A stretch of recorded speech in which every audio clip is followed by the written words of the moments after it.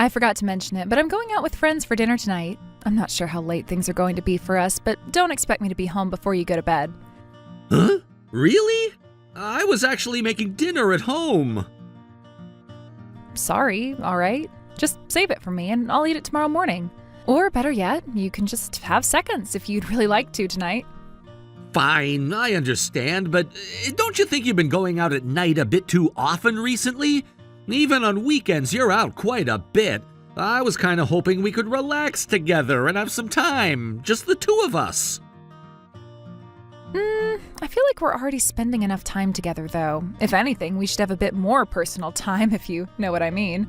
Then, how about this? How about we plan a little getaway for the upcoming holiday? Maybe a ski resort trip?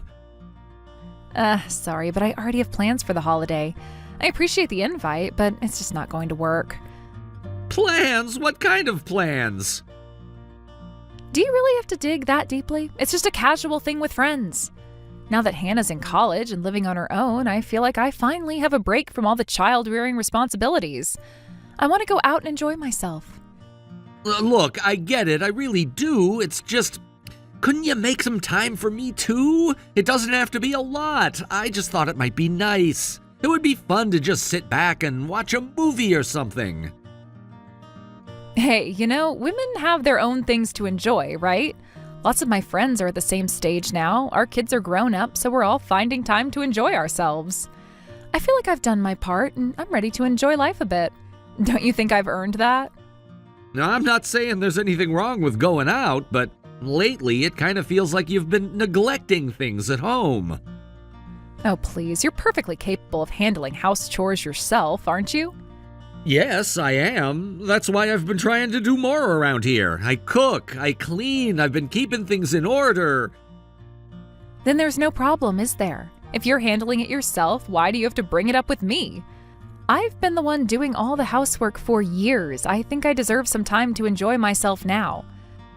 All right, I understand. But even so, I'd like for us to have dinner together every now and then, or maybe go out and enjoy a quiet outing. We used to go on drives together. Why can't we do something like that again? Oh, please, hearing that from you now that you're getting older. Hey, we're the same age, you know. Oh, but I take care of my appearance and focus on beauty routines, so don't go lumping me in with just any old man, all right? Okay, you have a point, but still. It just makes me a little uneasy when you talk like this. Uneasy? How? Well, I mean, it makes me wonder how things will be in the future. Once you're retired, for example. I feel like you're going to start suggesting little outings, and then there'll be times when you'll want to follow me around all the time, like a little goldfish that can't be left alone. Just thinking about it is a bit unsettling. Hey, I'm not suggesting we spend every second together. I just think it would be nice to slow down sometimes, enjoy some quiet moments together, that's all. Yes, I get it. But I still hope you can find a way to live without depending on me so much. Maybe you could even pick a new hobby or something. That way you'd have your own interests and you wouldn't be so focused on what I'm doing all the time. But if I'm not focused on you, wouldn't that mean we're just growing apart? Marriage is like that sometimes, you know. Look, let's just end this conversation here. I'm out right now trying to enjoy myself. So please, don't text or call me for the rest of the evening. I'll catch the last train home, so just go to bed first.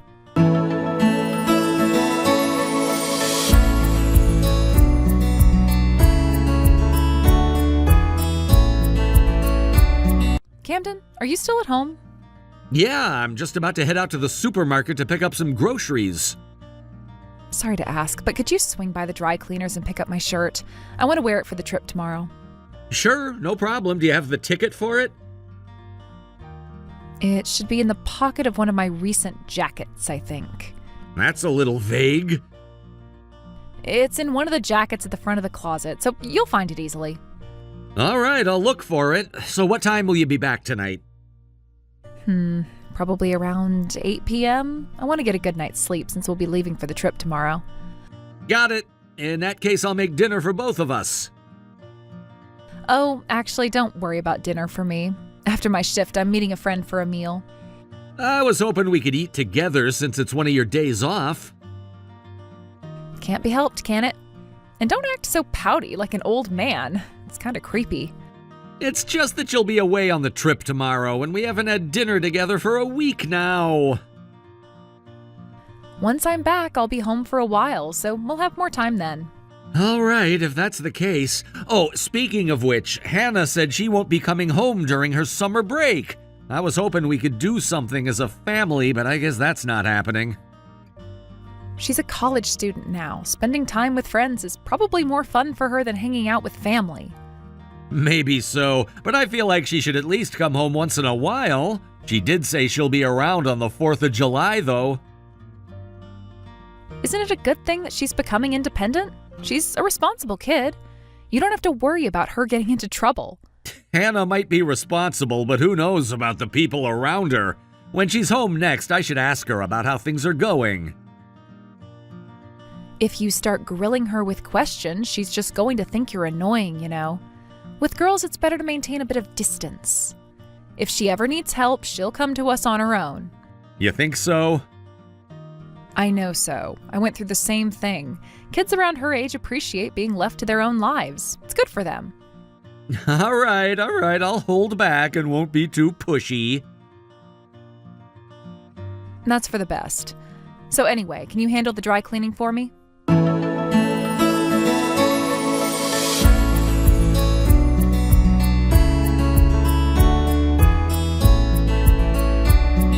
Hannah, I just got a call from the hospital. I'm not sure if you're able to check your phone right now, but I'm on my way there in a taxi. Dad, you don't need to rush. I'm really sorry for worrying you. I just felt a bit lightheaded, so it's not a big deal. It's serious enough that they admitted you to the hospital, and you collapsed at your part-time job, right? They said it was due to overwork. Have things been that busy for you? Maybe it's because I'm juggling 3 part-time jobs. Since it's summer break, I probably took on too many shifts. But it's the best time to make money, so I thought I'd push myself. 3 jobs? Why do you need so much money? I've been sending you $1,500 every month, haven't I? Huh? I haven't gotten anything like that. What? Ever since you started college, I've been sending it every month. Your mother told me she was making the transfers too. She'd been updating me about it regularly. Well, I haven't received any of that money. Mom told me I had to earn my own living expenses and tuition. What? It's true. That's why I've been working so many part-time jobs. I've been saving up, especially since I need to pay for next semester's tuition. I was planning to cover the tuition for the 2nd semester myself. I didn't know that. Mom told me I should be grateful she even paid for the 1st semester's tuition and entrance fees. That's all she said she would do. This can't be happening. It's not a lie. If I'd been getting any of that money, I wouldn't have needed to work like this. I believe you. I don't think you're lying. But if that's true, then does that mean Mom was lying to you? It seems that way. I can't believe she'd do something like this. You should believe it. Mom has no problem lying like that. Hey, don't talk about her that way. But I've seen her with my own eyes. I once spotted her while I was on my way home from a shift. What do you mean? She was walking with a younger man. Maybe it was just someone from her part-time job?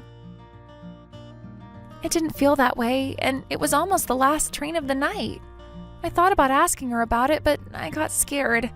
I even thought about talking to you, Dad, but I couldn't bring myself to. I didn't have the time or mental space to think about it. My mind was completely focused on making and saving money every day. Hannah, I'm so sorry. I should have noticed what was going on. It's all right. I couldn't bring myself to tell you anyway. You kept reaching out to me, but all I could give you were curt replies. I kept telling myself that I shouldn't rely on you.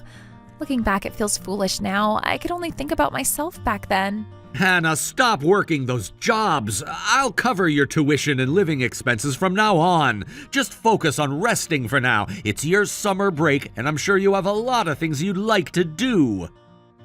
Are you sure? Of course, I was already sending you money from the beginning. It's your mom who complicated things. But what about Mom? What'll you do? I'll figure that out. To be honest, I'm in a bit of a panic myself right now. I'm sorry, I shouldn't have said anything like that.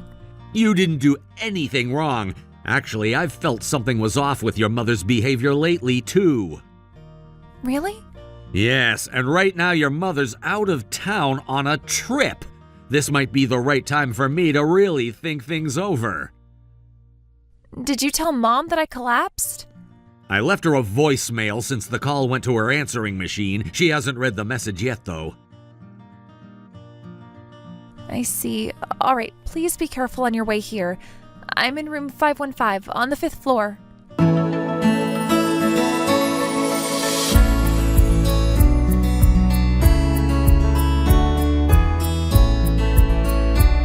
Camden, I'm sorry, but could you handle dinner again tonight? They asked me to stay overtime at work, and I don't think I'll make it back in time to cook. You promised you'd be back early tonight, though, didn't you? It's work, Camden. There's nothing I can do about it. Oh, why not ask Hannah? Isn't she just lying around at home anyway? Hannah isn't lying around. She collapsed from exhaustion, remember? She's recuperating. It's been 2 weeks since she collapsed. Making dinner isn't that big of a deal at this point. Are you really not concerned about your own daughter collapsing? Of course I was worried, but it's not like it's life-threatening, is it? Besides, if she fainted from exhaustion, she probably wasn't managing her health very well. It's her own responsibility. Unbelievable. You didn't even come back from your trip when you found out she collapsed. Now she's finally starting to feel better and you still don't seem to care. Why are you making such a big deal out of this? It's not like I don't care, Camden. And anyway, when I got back from my trip, you were too busy to really spend time with her yourself. Don't act like you're the only one who cares.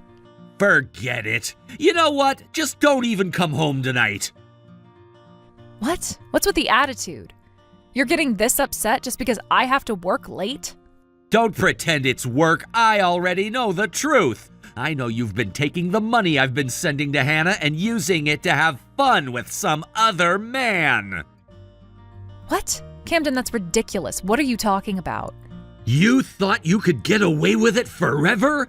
You took the money I sent for our daughter, lied to me every month that you were transferring it to her, and then told Hannah to fend for herself and earn her own way? Do you have any idea how low that is? No, you don't understand. I wanted Hannah to gain some life experience. I was planning to give her the money later, all at once. Then go ahead and transfer it all to her in full by tomorrow. Hannah quit her jobs already. I can't. I don't have it right now. Of course you don't. You've spent it all. While you were off traveling, I looked into our finances. Your paycheck never made it to our savings account. You've been draining our savings too, haven't you? Pulling money out month after month. I'm sorry. So you finally admit it? But I wasn't cheating. I swear that part's not true. Do you want to know why I didn't confront you about the missing money right away? I wanted time to look into your infidelity. I've gathered the evidence. I've seen what you're doing. So are you still gonna claim it didn't happen? It's not what you think. It's not infidelity if there's money involved. It was just a fling, nothing serious. Call it whatever you want, but you betrayed me. And what's worse, you betrayed Hannah. The fact that you went behind your own daughter's back and used her money knowing she was overworking herself is disgusting. When it started, I swear I didn't plan for it to get this far. I was going to stop, but I just couldn't let it go. Your selfishness put our daughter in the hospital. I know that now. No, you really don't. Since Hannah has been home recuperating, you've been acting more on edge. I bet you were terrified I'd find out about the money and about him, weren't you? Even now, all you're thinking about is yourself. I'm sorry, Camden. I'll return all the money I used. I'll cut ties with him. I swear I'll change. Don't bother. You won't have to change for me. I'm done with you. What? Camden? The reason I wanted you to come home tonight was so I could tell you this. I'm leaving you. I've said what I needed to say. You're free to live however you want from now on. Please, Camden, I'm coming home right now. I'll explain everything. Really? What happened to that overtime you just mentioned? This isn't the time for work. I can't think about that right now. So you're lying again. I already know you're with him. The private investigator's been keeping me updated. I'm sorry. I won't lie anymore. Just please listen to me one last time. All these years, I've tried to fix things between us. I've tried to keep this family together, to make time for you, but you're the one who shut me out. I know, I was wrong. I'm so sorry, Camden. I'll apologize to Hannah, too. I know I've hurt her the most. She doesn't want to see you. She said so herself, but this should be convenient for you, shouldn't it? Now you don't have to worry about seeing my face after I retire. Isn't that what you wanted? No, that's not what I want. Camden, please, forget what I said before. I don't know what I was thinking. I want to live with you. I want our family together. I'm so sorry. Just please, don't leave me. No, I won't forget. Ever. You're the one who told me not to rely on you and to live my life without you, remember? So I'll do just that. You don't have to worry about me anymore because I'm done worrying about you.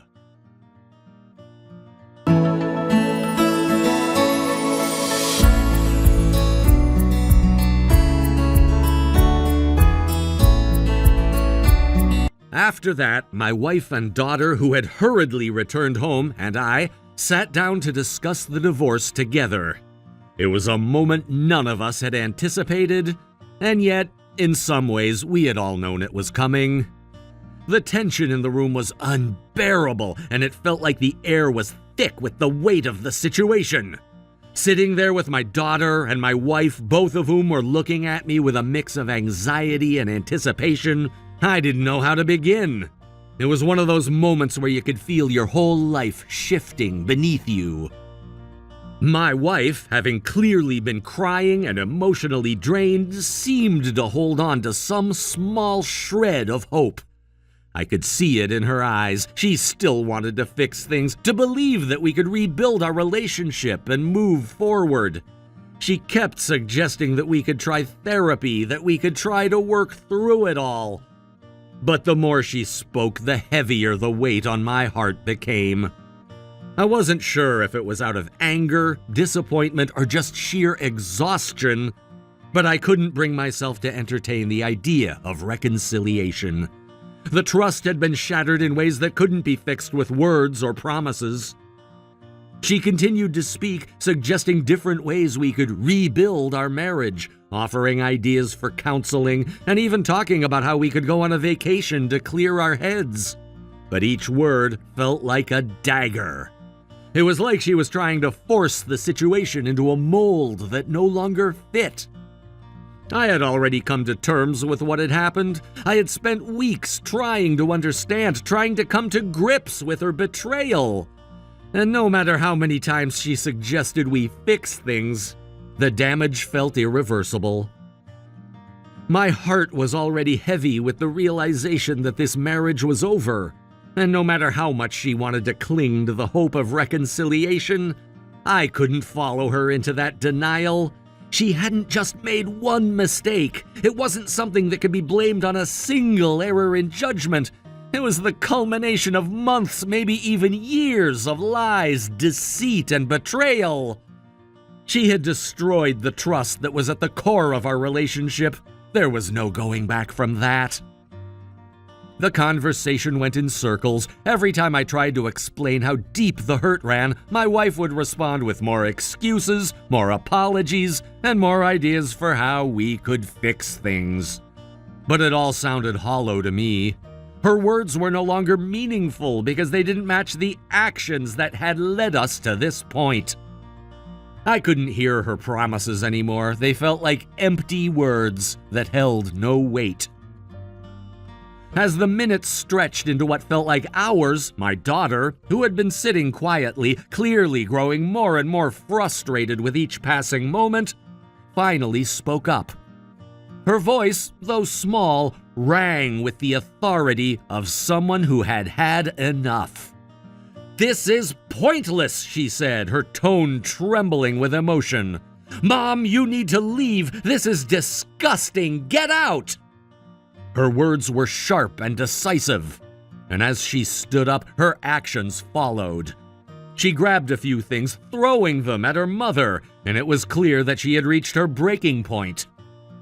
The tension in the room broke, and for a brief moment, there was silence. My wife, shocked by my daughter's outburst, stood frozen for a moment. I could see the hurt in her eyes, but I also saw a realization dawning on her face.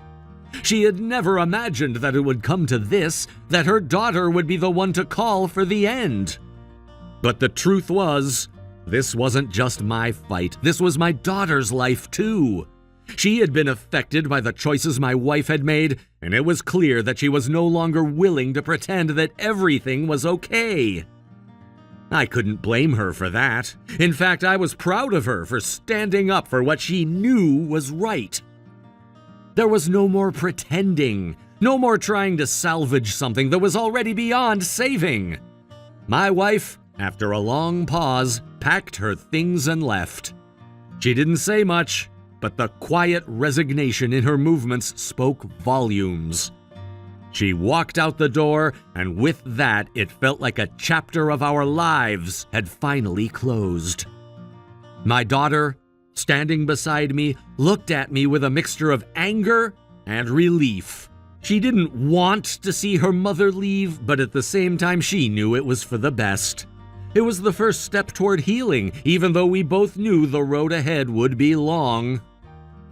The next day, my wife returned with her parents in tow. They came to apologize, to beg for forgiveness, and to try to make things right. But honestly, it was too little too late. I couldn't bring myself to listen to her apologies anymore. Her words no longer held any weight, and neither did her parents' pleading. The damage had been done, and no amount of apologizing was going to change that. I had made up my mind, and my daughter and I were going to move on with our lives, no matter how hard it was. Over the next month, there were several more attempts to talk things through. My wife called repeatedly, asking if we could talk, if we could somehow find a way to fix things. She wanted us to go to counseling, to sit down with a professional and work through our issues. But as each day passed, I felt more and more sure that this was not something that could be fixed. She had already made her choices, and those choices had led us here. I didn't want to keep going in circles, reliving the same painful moments over and over again. Finally, after weeks of emotional turmoil, we reached a point where we both knew the inevitable was coming. My wife reluctantly agreed to sign the divorce papers. There were tears, but they felt more like a release than anything else. It was over. The papers were signed, and we both agreed that it was time to move on. My daughter, who had been silently watching everything unfold, was granted full custody of me. My wife would continue to live at her parents' house, and that was that. The relief was immediate, but it was also bittersweet. I had hoped for so long that we could somehow make things work. But deep down, I knew that this was the only option left. There was no other way. The lies, the deceit, the broken trust. They were too much for any relationship to survive. It wasn't just that we had drifted apart, it was that the foundation of our marriage had been destroyed beyond repair. And that was a truth I had to face no matter how hard it was. In the weeks that followed, I learned more about what had really been happening. My wife had been involved with a younger man, someone she had met through a dating app. She had been secretly seeing him for months, and what's worse, she had been financially supporting him. I couldn't believe it. The betrayal stung in a way I couldn't put into words. She had been lying to me, keeping secrets, and now I knew that all of it had been for someone else. My anger flared when I learned about the extent of it. The thought of her choosing someone else over our family was more painful than I could have ever imagined. Her parents, despite everything, continued to try to support her. They came to visit, offering their help, trying to make her feel like there was a way out of the mess she had made. But for me, it was too late for that. I couldn't bring myself to care anymore. My focus was on my daughter, on trying to rebuild our lives together. My daughter had already been through so much, and I wasn't going to let her go through any more. She was my priority now.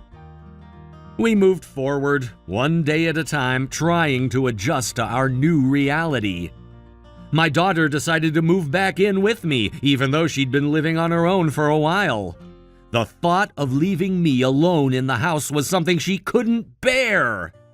"I'm more worried about you than about me," she said. Her concern for me, after everything she had already been through, was overwhelming. I didn't want to burden her, but in that moment I realized just how much she had grown. She had always been a thoughtful, compassionate person, and now, more than ever, I understood how lucky I was to have her in my life. Having her back home was a relief. The house didn't feel so empty anymore. It wasn't just the physical presence that mattered. It was the emotional support we were giving each other. We were both healing, though the scars would remain for a long time.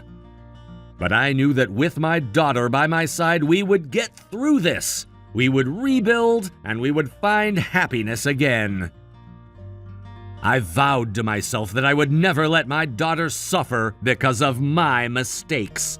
I would protect her, support her, and love her no matter what. She had already been through so much, and I wasn't about to let her down again. I had learned the hard way that life is unpredictable and you can't always control what happens. But I would do everything in my power to make sure my daughter never had to experience that kind of betrayal again.